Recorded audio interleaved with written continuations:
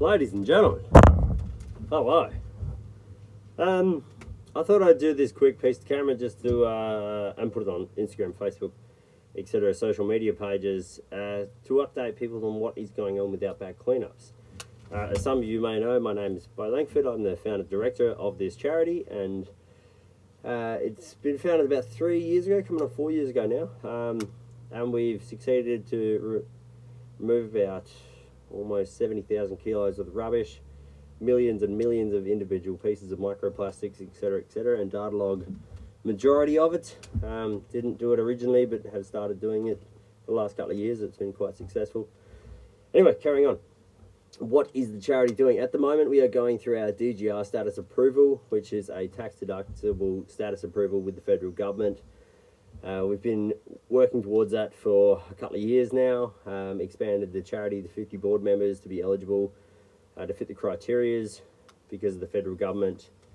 Basically, it needs to tick all the boxes. DGR status is quite hard to get now, they have been for the last few years due to a crackdown on people making dodgy charities, etc. We're not trying to do that. We're trying to do something genuine to help this country out. We're not doing it for money or fame. We're doing it because we genuinely care about this country and we like to preserve it and do what we can to expand that knowledge and wisdom and hopefully encourage a few more people to do the same thing. So anyway, that's what we're working towards. So at the moment, the public liability for the charity being Beach Bush Marine Australian-wide, it's in the Constitution to be Beach Bush Marine Australian-wide, which is remote rubbish cleanups in every sort of condition you could ever sort of think of, whether or not we're at sea or we're doing a land-based cleanup. There's so many hazards involved, and we have to have risk management plans in place so that our volunteers are safe and covered, with insurance and that sort of thing.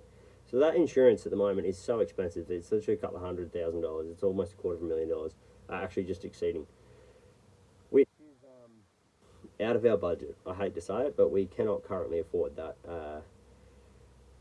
There's so much involved. If you can hear rumbling in the background, I'm wondering why I'm holding this, by the way. It's because Kimberly's driving around to a boat ramp. I've got the tinny down here, and I'm just waiting on a radio call to tell me she's at the boat ramp, and I'll go pick her up.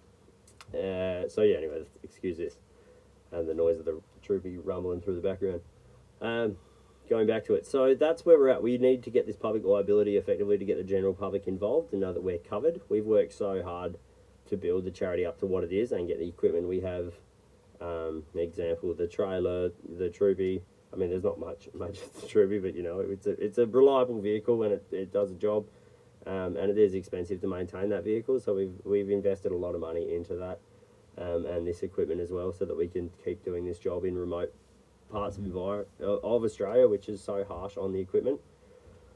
So we want to just continue this, but at the moment the budget isn't quite big enough. So as soon as we have that tax deductible status, that will allow people's donations to be a tax write-off effectively. If you donate, you can take that to your accountant, etc., or if you lodge it yourself, regardless of what you do, you can make that tax deductible, that donation, which is really going to exceed, and we're not looking specifically for the individual, average Australian's money. We're after big multi-corporates that, have the money in their budgets to spend and could really benefit, a bit of corporate responsibility from what we're trying to do on a large scale, So I want to get the charity so it's the point that we can have like several trucks involved, like, the big SES sort of vehicles and bigger than that, CFS fire truck kind of thing, 11-seater dual cabs.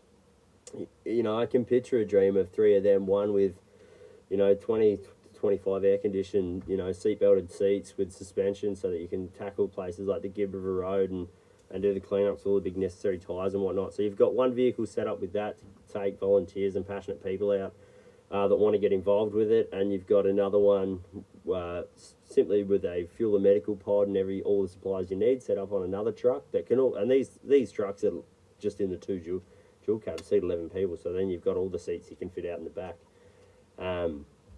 And a third vehicle, of course, the most important one, so to speak, as far as the job's concerned, is the rubbish truck. So one just filled up with a big massive pod that we can empty all the rubbish into and sort of and categorize it there. So like I can picture a big sort of caged area with a roof on top, and you could sort of walk in and separate it as you go on the job rather than having to pour it all out. You know, so you could do it individually as you work rather than having this monster pile at the end. So 3 vehicles set up like that in this modern day and age, with the qualifications to go with them and the training and everything to be set up to standard. You know, we want to tackle some of the harshest roads in the country, if not the harshest roads in the country, and potentially even the world, you know, regarding of sort of snow and ice. There's not too much of that in this country, but there is still snow and ice in this country that we, you know. Know when you're ready. Yeah, Roger, thank you. I will head over there shortly. Cheers, darling. So we will aim to get to that. So anyway, that's just a quick update. I'll take this Jenny around and go pick up Kimberly and then load the boat up on the roof and drag that back around here. And yeah, I just want to give a quick update. So look, working towards that, guys, that is the goal. Currently with the election for the board members, we'll send out emails involving all of that. But quite good news coming. I'm looking forward to sharing more of it with you, all you guys. And yeah, thanks for everyone who's always supported us. And has just started supporting us, and people that continue to support us, thank you so much. We're about to hit the Pilbara and the Gascoyne region and all up that west coast, which is going to be super exciting, and hopefully get several, hopefully not get tons, but inevitably we will.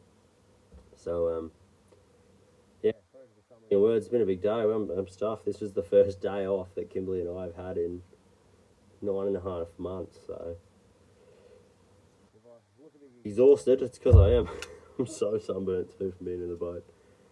But I had a couple of fresh fish for dinner last night and one for lunch today, and it was bloody great. So thank you all, guys. We'll get back in it tomorrow. We're finishing all this thing down at Odyssey Custom Fit Out. Shout out to Toby and all the corresponding brands that have also helped on that. And yeah, it's just awesome to really see this thing start to get some emotion, and I can't wait for the snowball effect to really start taking effect and rolling, you know. Trucks and hundreds of people involved and thousands, if not millions of kilos removed. That is the goal, and we'll get there. I know we will. So anyway, thank you all, guys. I'm going to go pick my partner up. He's sitting on the bank in a trippy, so. All right. Not a bad view, eh?